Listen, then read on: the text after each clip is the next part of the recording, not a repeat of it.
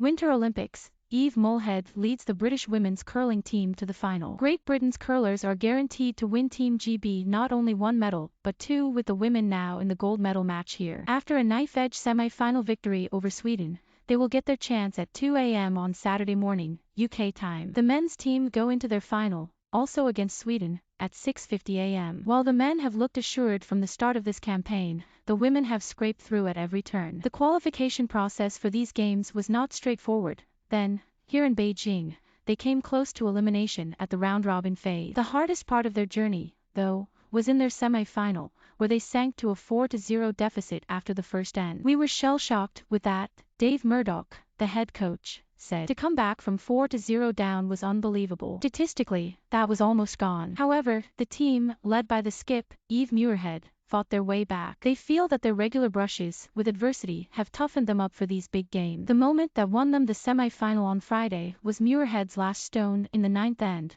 when she got a score of 4. That, Murdoch said, was the shot of the match. Muirhead had already been in 2 Olympic semi-finals and lost them both. Friday's victory brings the GB women's curlers their first gold medal match since Rhona Martin's famous Stone of Destiny victory in 2002. "I remember 20 years ago staying up to watch Rhona win that medal," Muirhead said. "And you dream of doing the same. I'm buzzing to know people are going to be up watching us." In the final, Muirhead's team will play Japan, who caused an upset by beating Switzerland in the other semi. It was Japan who beat Muirhead's team in the bronze medal match in the Pyeongchang Olympics 4 years ago, a game that Muirhead remembers well because she had a shot to win it. "That was a moment that I wanted to forget," Muirhead said on Friday, "but it's been in my head since then."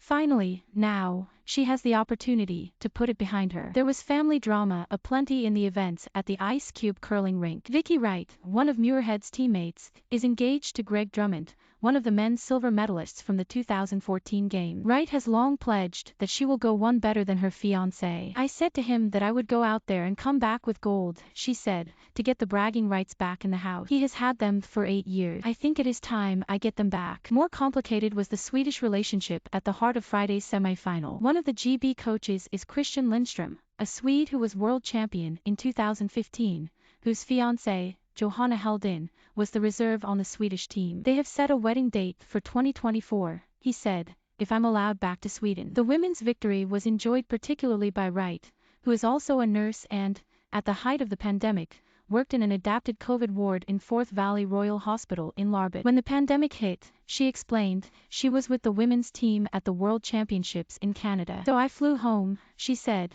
"and went back to work full-time then. We couldn't train, we couldn't do anything, and I trained as a nurse for a reason." She has been working part-time recently to prepare for the Olympics, although she was working nights over Christmas.